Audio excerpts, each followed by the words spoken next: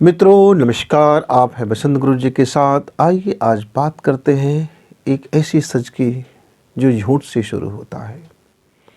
एक ऐसा जीवन जो झूठ से शुरू होता है, झूठ पर चलता है और अंततः एक समय ऐसा आता है कि वह सच की ओर अपनी एक कदम बढ़ा लेता है।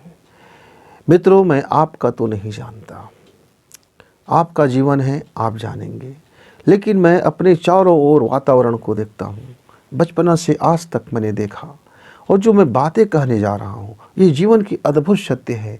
जीवन की एक अद्भुत सत्य है जिसकी साधना ही झूठ से शुरू होती है, जिसकी साधना ही भ्रम से शुरू होता है, जिसकी साधना ही छद्म से शुरू होता है। लेकिन यह भ्रम, यह झूठ और यह छद्म इतना प्रभावकारी होता है कि आप सत्य की और आप श्रद्धा की ओर चल पड़ते हो। लेकिन बहुत से मेरे मित्र इसी में उलझ जाता है, और इसी में उलझ जाने के कारण वो मकड़ी जाल में उलझ जाता है, और फिर मकड़ी जाल में उलझ करके फिर वो अंततः अपना दम तोड़ देता है। हर व्यक्ति अपना सत्य जानता है। मैं दूसरे का सत्य जानूं ना जानूं, पर यह कटु सत्य है कि मैं अपना सत्य जरूर जानता हूं, पर मैं अपना सत्य मानने को तैयार नहीं हूँ। पर मैं जिसका सत्य नहीं जानता उसके सत्य जानने की मैं घोषणाएं कर देता हूँ। जैसे मेरा पड़ोसी कितना बेईमान है मैं नहीं जानता, पर मैं उसे बेईमान घोषित कर दूंगा। मेरा पड़ोसी कितना वास्तविक ईमानदार है मैं नहीं जानता, पर मैं कभी उसको ईमानदार घोषित नहीं करूँगा, क्योंकि मैं यदि उसको ईमानदार घोषित करता हूँ तो मेरे अंदर तुलना हो जाएगी, तो फिर मैं उसके तुलना में मैं हल्का हो पड़ूंगा। और मैं किसी भी स्थिति में अपने को हल्का में लेना नहीं चाहता, मैं हमेशा अपने को ऊपर रखना चाहता हूँ, ऊपर ऊपर। मैं हमेशा कहूँगा मैं तो पड़ोसी को बहुत प्रेम करता हूँ, पर पड़ोसी नंबर 1 का हरामी है, वे बड़े ढोंगी है, बड़े पाखंडी है। देखो ना वो ऐसे करते हैं, देखो ना वो ऐसे करते हैं, उसने इतने यहाँ की बेईमानी की, उसने यहाँ की ये की। मतलब उसकी तमाम नेगेटिविटी चीज़ें, मतलब तमाम नकारात्मक चीज़ें मुझे दिखाई देता है, और उनकी जो सबसे पॉजिटिव चीज़ें हैं वो मुझे दिखाई नहीं देता। ये दरअसल ये दिखाई इसलिए देता है कि मेरी आंखें वही देखना चाहता है। मेरे अंदर की जो तृष्णा है, मेरे अंदर की जो एक कहा जाए कि आप जैसे किसी को चापलूसी करते हो तो बड़ा अच्छा लगता है, वैसे अंदर एक नेगेटिविटी की चापलूसी चलता है, जो दूसरे के ऊपर नकारात्मक चीज़ देख करके हम अपने में कुप्पा हो जाते हैं। मित्रों, ये सच मैं लगभग देखता हूँ, इसलिए मैं कह सकता हूँ कि जिस चीज़ को मैं जानता हूँ मैं वो आपसे शेयर कर रहा हूँ। आप अपने बाबत देखना, मैंने अपनी बाबत बता दी। बचपना हमारी बीत जाती है, पर बचपना हमारे ज़िंदगी से जाता नहीं है। बचपना की बहुत सी चीज़ें हमें बड़ी पक्की याद रह जाती है, और बचपना हम चूँकि कच्चे घड़े होते हैं, और बचपना में जो हमें घुट्टी पिला दी जाती है, बचपना में जो हमें डिजाइन बना दी जाती है, बचपना में जो सत्य हमसे अवगत करा दी जाती है, या बचपना में हम जो महसूस कर लेते हैं, वो कालांतर जीवन भर चलते रहते हैं। उसको बदलना इतना आसान नहीं होता है। फिर उसको बदलने के लिए हमको अपनी जीवन का परम लक्ष्य और परम साधना की ओर बढ़ना पड़ता है। मित्र, मैं 2 सत्य से आपको अवगत कराऊंगा। वो मेरा सत्य नहीं है, लेकिन जो मैं अनुभव किया और उससे बात किया, उससे जो बातें निकली, मैं वो अनुभव आपसे कहना चाहता हूँ। जिसको हम बेकार और आदमी बिगड़ गए बोलते हैं, बदमाश बोलते हैं, लुच्चा लफंगा बोलते हैं, और कपटी झूठा बोलते हैं, और बोलते हैं कि ये बच्चा बिगड़ गया। मैं आज से 10 साल पहले की बात है, मैं एक मित्र से मिला। वह मित्र के बारे में बताया जाता है कि आदमी सुपारी किलर है, बड़ा अपराधी है। और मैंने उससे पूछा तो कहा हाँ मैंने 10 हत्याएँ की हैं। मैंने 9 हत्याएँ पैसे के लिए की हैं, और पहला जो हत्या किया था वो सिर्फ हत्या के लिए किया था, उसमें कोई पैसा का लेन देन नहीं था। उसमें तो ये था कि मैं अपने अंदर की जो जज्बात था, मैं अपने अंदर की जो बातें थी, मैं इंसाफ करने के लिए किया, अपने हिसाब से इंसाफ किया। इंसाफ है कि नहीं वो नहीं जानता। अच्छा, और उसके बाद क्या है कि पूरी फैमिली में मैं बचपना से देखता था कि घर में सब लोग डेयरबाज थे। मतलब कि जब हम मोहल्ले में गाली खा के आते थे तो हमको घर में बड़ी मार पड़ती थी। कहते थे भाई गाली खा के आना नहीं है, लोगों का गाली लेकर के आओ। लोग आप हमारे घर में आए कहने के लिए कि आपका लड़का बदमाश है, मार दिया पीट दिया, तो हमारे घर में बड़े ऐसे मूछ मार जाता था। तब धीरे धीरे मैंने भी बचपना में ही एक हत्या कर दी। बाल था और बाल मनोविज्ञान में उस हत्या को लेकर के मुझे घर में बड़ा प्रोत्साहन मिला कि गॉड, आप नहीं मरे, मार के आए, हम आपको बचा लेंगे, कुछ दिन आप रहेंगे, जेल में जाएंगे, कोई बात नहीं, हमारा वकील है, आपको छुड़ा लेगा। हम संविधान जानते हैं कि संविधान कहाँ कहाँ कैसे कैसे होता है। हमारे पास, उनके पास कोई वो नहीं होगा, गवाह नहीं होगा, झूठा गवाह हम तैयार कर लेंगे, वगैरह वगैरह। और बचपना से मैंने देख लिया कि आदमी को हम डराएं, धमकाएं, माने हिंसक बन जाए, बाघ बन जाए, नोच डाले, लूट ले, झपट ले, फिर आदमी डर जाता है, फिर आदमी हमें प्रणाम करता है, फिर आदमी हमारी वाहवाही करता है, फिर आदमी हमारी चापलूसी करता है। हम जानते रहते हैं कि आदमी झूठा है, पाखंड है, जो हमारे लिए ताली बजा रहा है, इसकी स्वार्थ है, ये डरा हुआ है, हम जानते हैं, लेकिन हमें वो बड़ा अच्छा लगता है। और जब मेरे बच्चे बचपना में हुआ तो मेरे श्रीमती और मैं दोनों के बीच में संघर्ष हुआ। क्या हुआ? वो थोड़ा सा उनकी विचारधारा अलग था। वो सोचते थे कि भय से मत जीतो, प्रेम से जीतो। और हमारा जो फिलॉसफी था, भय दिखा करके प्रेम को जीत लो। उनका फिलॉसफी था, प्रेम से भय को जीत लो। दोनों के बीच में संघर्ष होता रहा और हमारे बच्चे हमारे तरफ आ गए। मतलब नेगेटिव को उसने स्वीकार कर लिया, तामसी को स्वीकार कर लिया, बल को स्वीकार कर लिया, भय को स्वीकार कर लिया और उसने डर दहशत को स्वीकार कर ली और वो हमारे जैसे बने। हमने कहा वाह वाह, क्या गुड, मेरे बच्चा बहुत अच्छा है। पर मेरी पत्नी कहती रही कि मेरे बच्चा बिगड़ गया, और हम कहते रहे मेरे बच्चा शानदार बन गया। मित्रों, दृष्टिकोण है, ये सच्ची घटना है। मैं सिर्फ नाम नहीं ले रहा हूँ, लेकिन ये घटनाएं सच्ची है, आदमी सच्चा है।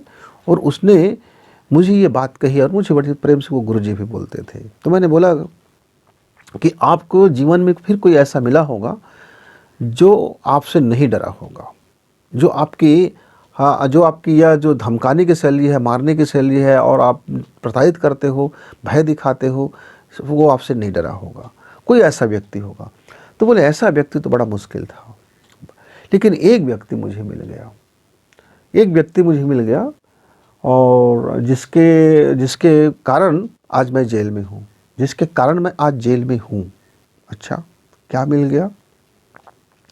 उस आदमी ने उसे कहा कि तुम मारने आए हो, तुम मुझे मार सकते हो, लेकिन तुम बच नहीं सकते। आज नहीं तो कल तुम्हें मेरी जो साधुता है, जो मेरी अच्छाई है, जो मेरे अंदर के प्रेम है, जो मेरे अंदर के मोहब्बत है, जो मैं लोगों के लिए काम करता हूँ, जो मैं लोगों के लिए प्रेरणा भरता हूँ, जो मैं लोगों को मोटिवेट करता हूँ, जो मेरी ज़िंदगी ही है, ये ज़िंदगी इतना कीमती है कि आप आज नहीं तो कल पछताओगे और सोचोगे कि मुझे मारना नहीं चाहिए था। उसने कहा कि हम दोनों के बीच में एक बड़ी लंबी बहस हुई और देखते देखते हम क्या देखते हैं, मैं जो आदमी बंदा 1 घंटे में किसी को मार के आ जाता था, मैं घंटों उसके साथ बैठा, सत्संग होने लगा और मेरे अंदर का प्रेम जाग गया, मेरे अंदर का भय जाग गया, मेरे अंदर का मानवता जाग गया, मेरे अंदर का इंसानियत जाग गया, मेरे अंदर की वो तमाम चीज़ें जाग गई जिसको मैं आज तक का अपने बाहुबल से, भय से और दबा के रखा हुआ था। और मैंने तब महसूस किया कि मेरी पत्नी आज तक मुझे क्यों नहीं डरती है, मेरी पत्नी मुझे आज तक क्यों इस रास्ते में लाने के लिए संघर्ष करती है, उपवास करती है, व्रत करती है, प्रेम से मुझे समझाने की कोशिश करती है। कभी उन्होंने क्रोध नहीं किया, आक्रोश से मुझे जीत रहा है, शांति से जीत रहा है, अहिंसा से मेरे लगा हुआ है। लेकिन मैंने तो सुपारी ले लिया है, तो मुझे तो आपको मारना पड़ेगा। बोले मार लीजिए, आप अपना काम कीजिए, लेकिन मित्र देखिए ज़रा एक बार चिंतन करना, मेरी लहू आपको बदल देगी।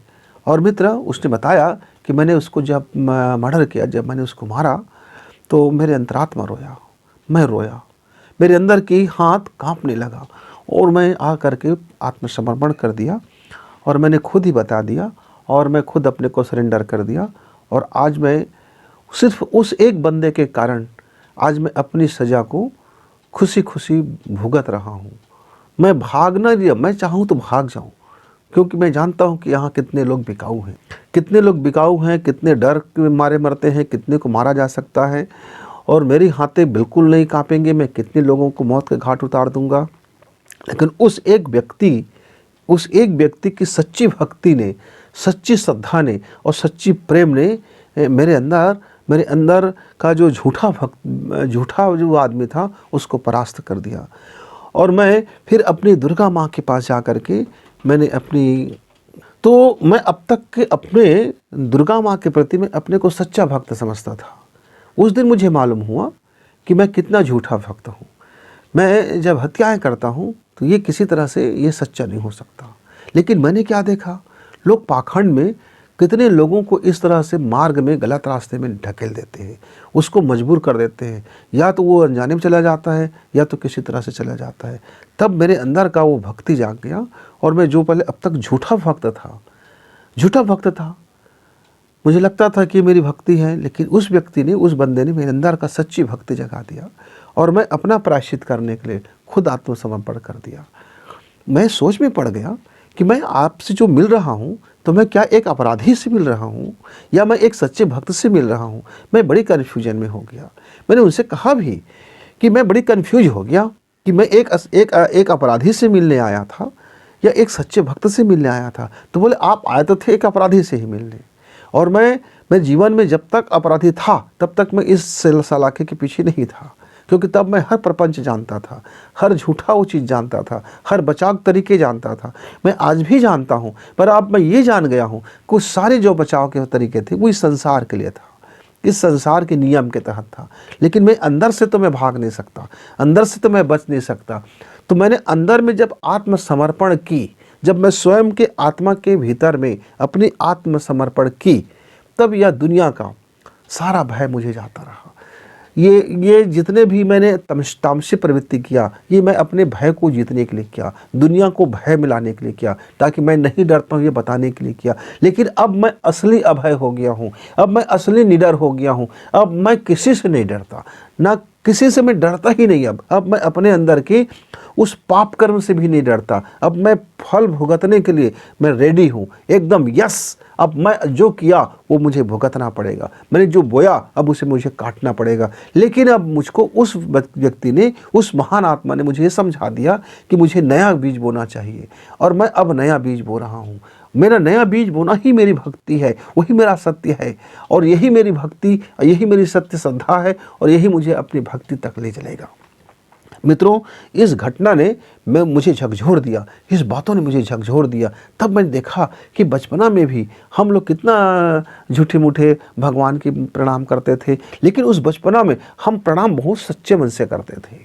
भले ही हमारा भक्ति झूठा होता था, लेकिन हमारी सच्ची श्रद्धा होता था, हमारी सच्ची आस्था होता था, हम सच्चे मन से प्रणाम करते थे। हम जबकि बच्चे होते थे, हम भक्ति नहीं जानते थे। मित्रों, मनोवैज्ञानिक बताते हैं कि आपको अपने बच्चे को जो बनाना है, बचपना में आप उसको वही खिलौना दे दीजिए और वैसा ही वातावरण दे दीजिए, आपके बच्चे बड़े होकर के वही बन जाएंगे। यानी आप पहले झूठी खिलौना, यानी खिलौना क्या है, उसका मॉडल वो सच नहीं है, वो झूठ है, पर उस झूठ को आपने पकड़ा दिया। लेकिन पकड़ाते समय आप उसको ये मत बोलो कि झूठा है, ये खिलौना है, क्योंकि आपने इसको बता दिया कि ये सच्ची का नहीं है, ये झूठ है। तब बच्चे फिर वो नहीं बनेंगे। क्यों? क्योंकि अब उसके मन में बैठ गई ये झूठ है। इसलिए कि बच्चे को देते समय यह ना बताया जाए कि झूठ है, और धीरे धीरे बच्चे बन जाते हैं। ये बात मुझको कुछ समझ नहीं आया, तो मैंने कुछ प्रैक्टिकल किया और मैंने उसको सच पाया। और सच पाया तो इसी सिलसिले में एक बार मैं अपने गुरुजी से पूछा, गुरुजी क्षमा करना, पर आप लोगों को ये पाखंड पूजा करा करके, विग्रह पूजा करा करके, ये झूठी भक्ति दिखा करके, क्या आप इसको सच्चे भक्त बना देते हो? तो बोले बात ऐसा है, देखो बहुत से लोग आते हैं मनोकामना के लिए, मनोकामना पूरा हुआ तो भी उसकी भक्ति वही समाप्त हो गया, औपचारिक रह गया। चढ़ा दिए फूल, चढ़ा दिए पैसे, चढ़ा दिए नारियल, जला दिए मोमबत्ती, जला दिए अगरबत्ती, और लोगों से कह दिया कि मेरी मनोकामना पूरा हुआ और जय। उसकी भक्ति वहीं तक। मान लीजिए उसकी मनोकामना पूरा नहीं हुआ, तब वह गाली दे के निकल गया कि मैं बहुत उम्मीद से आया था, आशा से आया था, आप बड़े सिद्ध हो, आप बड़े पहुँचे हुए हो, आप भगवान हो, लेकिन आपने मेरी नहीं सुनी, आपने मेरा कोई नहीं सुनता, मैं दुखित, मेरे दुखियारी का कोई नहीं है, मेरा दुखियारा कोई नहीं है। 4 गालियाँ देते हैं और उसके बाद वहाँ से वो चले जाते, बोलते कि हाँ मनोकामना पूरा नहीं होता। तो लोग तरह तरह के भाव से आते हैं और वो उसके भाव के अनुरूप अपना जीवन जीते रहते हैं। लेकिन होता क्या है, इस मेले में कुछ ऐसे भी आ जाते हैं जिसकी चाह नहीं होता, वो अचाह आए हुए होते हैं।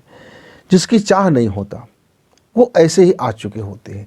जब वो ऐसे ही आ जाते हैं तब वो धीरे धीरे जिसको जब ये खिलौना उसको मिल जाता है कि उन्होंने जप किया, उन्होंने मंत्र किया, उन्होंने चादर ओढ़ ली, उन्होंने कपड़ा पहन ली, उन्होंने मूर्ति की पूजा किया, उनके अंदर में धीरे धीरे वो अंदर का जो अवचेतन मन है, अंदर का जो माहौल है, उसके भीतर के अंदर की आत्मा जो है वह धीरे धीरे उस रंग में रंगने लगा। उसको ये नहीं मालूम कि अभी उसकी भक्ति झूठी है। उसे बिल्कुल ये नहीं पता कि अभी उसकी भक्ति अभी खड़िया है, क ख ग है, अभी उसमें सच्ची आस्था भी नहीं है, अभी श्रद्धा आना बचा है। तब वो धीरे धीरे उस रास्ते पे आगे बढ़ते जाता है। जैसे जैसे वो स्वाध्याय करता है और उसमें लगा रहता है तो वह एक झूठ से फिर सच की ओर, मतलब एक झूठ से एक आस्था और श्रद्धा, और उसके बाद फिर अपने जीवन में प्रकाश की ओर वह बढ़ चलता है। इसलिए हम पहले सगुण उपासना में यह जो पार्थिव पूजा है, यह जो चंदन चौवा है, यह जो फूल है, यह जो ताम झाम है, यह जो वातावरण है, हम ये बनाते हैं। फिर देखिए, मान लीजिए मित्र मेरे पास ये फूल है, इसकी सुगंध मुझको आ रहा है, मैं इस फूल को भगवान के लिए चढ़ाऊँ ना चढ़ाऊँ, पर इसका लाभ मुझे ये हुआ कि इसकी जो वैज्ञानिक गुण है, इसके अंदर से जिकरने जो शक्ति है, जैसे ये मेरी शरीर के अंदर में जो अभी मसल्स में पीड़ा है, तो जैसे मैं इसको ग्रहण करता हूँ, नासिका लेता हूँ, इसके सूक्ष्म प्रभाव जा करके मेरे वह पीड़ा में काम करता है, मेरे मसल्स को राहत देता है। इसकी वह गुण है, ये प्रकृति ने गुण दिया है इसको। अब इसके सुगंध से ऑटोमेटिक मेरे अंदर में वो इलाज हो रहा है, उपचारक शक्तियाँ मेरे काम कर रहे हैं। दूसरी बात, मैंने तेल बाती रख रखी है, अभी ये एक झूठा भक्ति है, अभी इसमें कोई प्रकाश नहीं है, लेकिन अब इसमें सिर्फ एक आग लगने की ज़रूरत है। जैसे उसमें एक आग का चिंगारी पकड़ेगा, ये झूठ से सच की ओर पहुंच जाएगा। जैसे हम सविता को, सूर्य देवता को हम प्रत्यक्ष आंखों से देखने में मुश्किल हो जाती है कि हमारी रेटिना ना खराब हो जाए, तब हम उसके प्रतिबिंब, यानी एक झूठा प्रतिबिंब, इस दीपक में हम उसके प्रतिबिंब को अवधारणा करते हैं और इस झूठ से हम सत्य को पहुंच जाते हैं। लेकिन बहुत से लोग वहीं अटक जाते हैं। एकादशी का व्रत कर लो, फलाने का व्रत कर लो, ये इसकी पूजा कर लो, लक्ष्मी की पूजा कर लो, दुर्गा की पूजा कर लो, सरस्वती की पूजा कर लो, लक्ष्मी की पूजा कर लो, यह देवी बड़ी आकर्ष देवी है, ये मनोकामना पूर्ण करती है, ये चिंतापूर्ण देवी है। सारा सब कुछ सही है, पर आप सही नहीं हो, आपकी आस्था सही नहीं है, आपकी भक्ति झूठी है, तो फिर वो होगा कैसे? जब तक उसमें आग लगेगी नहीं, उसमें चिंगारी आएगा नहीं, तब तक वह दीपक तो ऐसे ही रहेगा। तब इस तेल का रहना क्या, इस बाती का चढ़े रहना क्या, और इस दिया का बने रहना क्या, कि नहीं बने रहना। आपने सारी तैयारियां कर ली, अब उसमें एक भी आग नहीं डल रहा है, अब उसकी चिंगारियां तो नहीं बढ़ेगी, कहाँ बढ़ेगी मित्रों? तो इस तरह से हम क्या देखते हैं कि जीवन में हम उस झूठ के प्रपंच में हम वही रुक जाते हैं, अटक जाते हैं, हम उसमें आग लगाना नहीं चाहते। जब अंदर की, जब हमारी आस्था की आग लगती है, तब हमारी जो झूठा भक्ति है वह सच की भक्ति की ओर आकर्षित कर लेता है। अब ब्रह्मांड का यूनिवर्सल नियम क्या कहता है? अलग अलग देशों के महान साधकों ने, दर्शन शास्त्रियों ने, खगोल शास्त्रियों ने, और यह जो मंत्र शास्त्रियों ने, अलग अलग तंत्र शास्त्रियों ने, कई तरह की पद्धतियां हैं, उपासना की पद्धति है, साधना की पद्धति है, यानी सारी पद्धतियां झूठ से आस्था की ओर ही चलती है। वह एक झूठा मॉडल तैयार करता है, उस मॉडल से वह ब्रह्मांड से सच को आकर्षित कर लेता है और अपनी दिया जला लेता है। जैसे उसकी दिया में आग लगती है, एक चिंगारी पकड़ती है, फिर वो जो झूठ प्रपंच था, अभी जो झूठा मॉडल था, चूँकि ब्रह्मांड ने उसको वैसे की वैसे ही वो सच ला करके दे देता है और फिर उसकी ज़िंदगी में वो सच उतर जाता है। लेकिन बीच की जो कड़ी है, आपका दीपक का जो अनुशासन है, वो अनुशासन जीवन में होना चाहिए। तेल है, यानी वो एक तेल होनी चाहिए, विश्वास का तेल होनी चाहिए, अटूट विश्वास का तेल उसमें भरा होना चाहिए। ऐसा ना हो कि दीपक छेद हो और धीरे धीरे तेल मेरा निकल जाए और फिर मेरी बात ही सूख जाए और फिर जिस समय आग पकड़नी है उस समय तेल ही ना हो और फिर मैं कहूँ कि मेरा तो भैया ऐसा कुछ हुआ नहीं, तो फिर आपने गलत मार्ग बताया।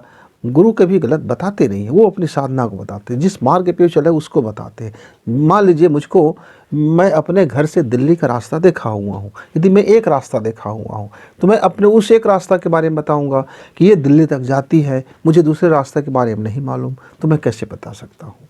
लेकिन हो सकता है कि मैं एक बार दिल्ली गया अपने शहर से, अपने गाँव से, और मैं फिर अलग अलग भिन्न भिन्न मार्ग से फिर दिल्ली गया, और सब मार्ग से मैं दिल्ली पहुंचा वहाँ तक का।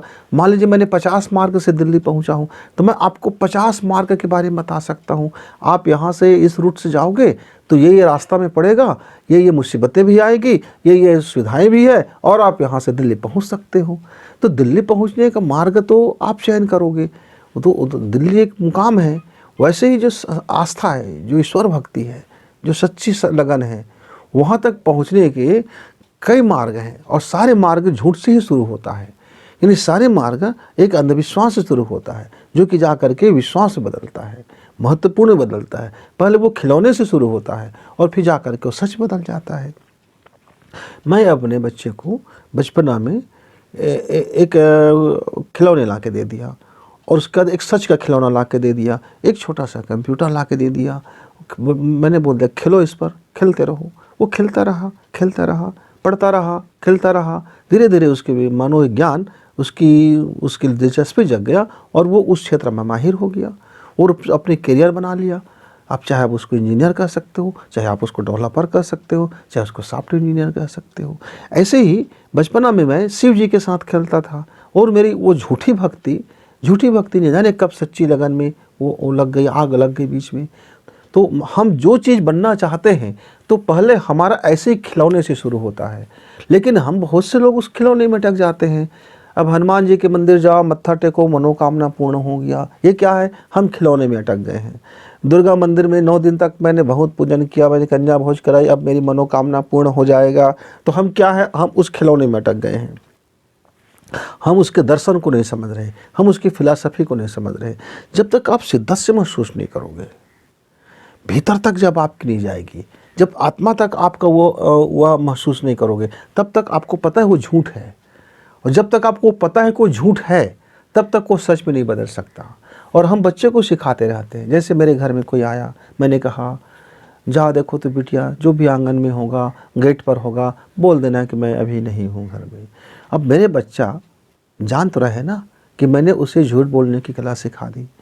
मैं हूँ घर में, मेरे बच्चे को पता है, अगला व्यक्ति को भी पता है को है घर में, लेकिन बीच में मीडिएटर का काम हमने कह दिया कि नहीं है, झूठ है, जाओ।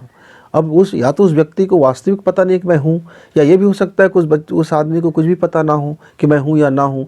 अब एक बार तो मेरे बच्चे ने झूठ बोल दिया मेरे कहने से, दूसरा बार सच में सच बोल दिया कि मैं नहीं हूँ, और मैं नहीं भी था।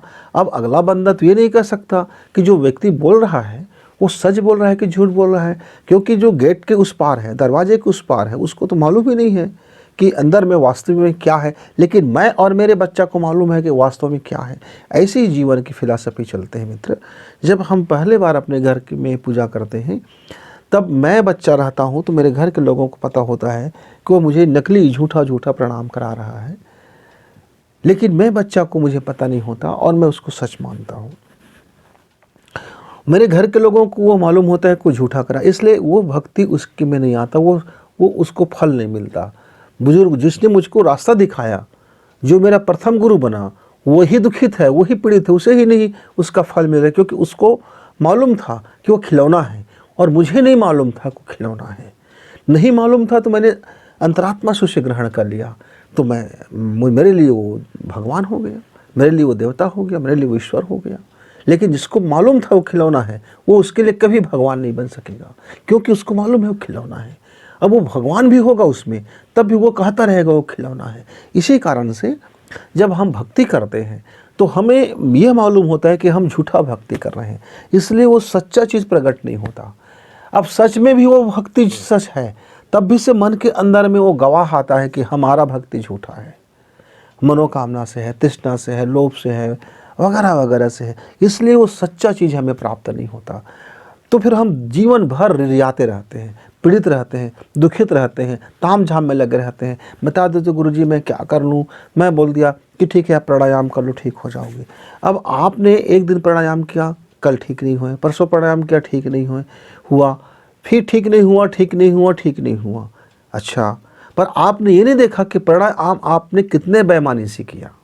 प्राणायाम के नियम से किया, अनुशासन से किया, खान पान का अनुशासन रखा, आहार विहार का अनुशासन रखा, चिंतन का अनुशासन रखा, सोच विचार को में सच्चा भक्ति लाया क्या, सच्ची आस्था लाया क्या, सच्ची लगन लाया क्या? नहीं, आपने ये सोचा उस यूट्यूब में उसने ऐसा कहा था, गुरुजी ने ऐसा कहा है तो ये सच है कि वो सच है। तो आप फिर भ्रमित होते हो, दुनिया भर की खिलौना को एक जगह रख लेते हो और उसमें से सोचते हो कि कौन खिलौना अच्छा है, कौन खिलौना सच्चा है, कौन खिलौना सच्चा है। अब वो खिलौना भी बोल रहे हैं और सच्चा भी बोल रहे हैं। इसी कारण आप झूठे के इस दलदल में फंसे रह जाते हो। मित्रों, ये जीवन का अद्भुत सत्य है और साधना भी यही से शुरू होता है। तब गुरुजी ने मुझसे वही बताया कि हम ये जो पाखंड करते हैं मित्र, ये पाखंड करने का आशय ही होता है कि जो इसमें सच्ची लगन किसी का लग जाएगा तो वह सच्ची आस्था तक पहुंच जाएगा। और शेष तो आते ही हैं, झूठ के आते हैं, झूठ से आते हैं, झूठ की भक्ति लेकर आते हैं, वो आते हैं दंडवत गिरते हैं, वो आंसू बहाते हैं। हमें सब पता है, उसे भी पता है दोनों झूठे हैं। हमें भी पता है कि हम उसको आश्वासन दे रहे हैं, हम झूठा आश्वासन दे रहे हैं। उसे भी पता है कि जो आश्वासन मिल रहा है वो झूठा आश्वासन है। क्यों? क्योंकि उसको पहले मालूम है कि उसकी जो मांग है वो झूठा है, उसकी आस्था झूठा है, उसकी भक्ति झूठा है, उसका आंसू निकल रहा है वो झूठा है, उसकी आर्तनाद झूठा है, उसकी अंतःस्थल से निकल रहे शब्द झूठे। उन्हें पता है। जब उन्हें पता है तो मुझे बोलने की कोई ज़रूरत नहीं है। लेकिन जो व्यक्ति सच्ची आस्था और लगन से जब ध्यान कर लेता है और अपने चेतन में जब वह बोल देता है तो ये पूरी दुनिया, या पूरी कायनात, पूरे ब्रह्मांड का जो नियम है वो ऊर्जा फिर उसके लिए माहौल बनाता है और उसको प्रकट कर देता है और उसको जवाब मिल जाता है, उसकी प्रार्थना फलित हो जाती है और वो सच्ची आस्था की तरफ बढ़ चलता है। तो मित्रों, बचपना में हमने भी बहुत झूठी खिलौने से खेला, लेकिन उस खिलौने को हमने कभी नहीं जाना झूठा है करके, इसलिए हमारी आस्था सच्ची आस्था की तरफ मुड़ गए। हम बड़े हो जाने के बाद हमें बड़ा धक्का लगा। हम 18 साल के नौजवान हुए और हमने देश का तीर्थाटन करना शुरू किया। हम मंदिर गए, मस्जिद गए, गिरजाघर गए, गुरुद्वारा गए, अलग अलग उपासकों के पास गए, अलग अलग जाति पंथों के अनुयायियों के पास गए, अलग अलग आश्रम गए, अलग अलग लोगों से मिले, तरह तरह के गुरुओं से मिले, अलग अलग फिलासफरों से मिले, दुनिया भर के प्रोफेसरों से मिले। जब जहाँ मिलते थे उनको ही अपने भक्ति पर भरोसा नहीं होता था, क्योंकि उसके मालूम होता था कि वो खिलौने से खेल रहे हैं। वो पूरी दुनिया को वो खिलौना समझ के खेल रहे थे। वे हम लोगों को भी खिलौना समझ के खेल रहे होते हैं। वे आते हैं, बोलते हैं दुनिया मार्केट है, बेवकूफ़ बनाओ, ठगो, कुछ भी करो, अपना काम है माल बनाना, अपना काम है माल बनाना। और वे तरह तरह की चीज़ें से हमें बरगलाते रहते हैं। हमें कई तरह की उपासना पद्धति में, कई तरह की चीज़ों में, कई तरह के साधनाओं में, कई तरह के पाखंडों में हम उसमें उलझे रहते हैं। और उलझने का एक ही कारण होता है कि हम भी झूठा होते हैं, हम भी झूठ के रास्ते से चले होते हैं, हम भी हम जाते हैं उनके पास। हम देखिए अब झूठा कैसे है, हम इसको एक बात समझ लेते हैं। मान लीजिए मैंने 24 साल तपस्या किया, अब आप उस पर निगाह डाल रहे हो चोरी करने के लिए कि गुरुजी ने तपस्या किया यार तो मेरे मनोकामना पूरा कर दे। भाई साहब, तपस्या मैंने की तो मैं आपका मनोकामना क्यों पूर्ण करूंगा? आप अपने मनोकामना के लिए आप तपस्या कर लो। मेरा तो जीवन का यही सिद्धांत है, जो मैंने अपने लिए किया मैं आपको क्यों करूँगा, आपको क्यों दूंगा? क्यों दूंगा? आपको दूंगा ही क्यों? लेकिन आप भी जानते हो कि भैया आप काबिल नहीं हो, आप पात्र नहीं हो, पर आप मुंह उठा के चले आते हो कि गुरुजी आप अपनी तपस्या किए हैं तो आप अपनी तपस्या का फल दे करके मेरी मनोकामना पूरा कर दीजिए, मेरा दुख दूर कर दीजिए। क्यों भाई? कि आप इतने कीमती हो, कि आप भगवान से भी कीमती हो? भैया मैं जिस रास्ते पे चल रहा हूँ उस रास्ते में मेरा हवा पानी कम हो गया तो, मेरा पेट्रोल कम हो गया तो, मेरा खाना पीना दाना कम हो गया तो तुम तो हो नहीं सामर्थ्यशाली, तुम तो भिखमंगे हो, और भिखमंगे से क्या उम्मीद करूँगा मैं तो पूरा करूँगा नहीं भिखमंगे को। हाँ, कभी कभी घर में कोई भीख मांगने आ जाता है, रोते हैं, गिड़गिड़ाते हैं, चीखते हैं, चिल्लाते हैं, तो चवन्नी या धन्नी एक मुट्ठी डाल दिया जाता है, चलो भाई जाओ, आप आ गए हो दरवाजे पे। तो लेकिन पात्र आता है तो, सुपात्र आता है तो और कोई कोई व्यक्ति अधिकारी आ गया तो, कोई उसके अनुकूल आ गया तो, और बेटा बन गया तो, बेटी बन गया तो सारा वसीयत दे देते हैं, बिना मांगे दे देते, पूरा का पूरा ले लो। क्यों? पात्र हो। तो मित्रों, पात्रता विकसित करना उसकी पहली शर्त है।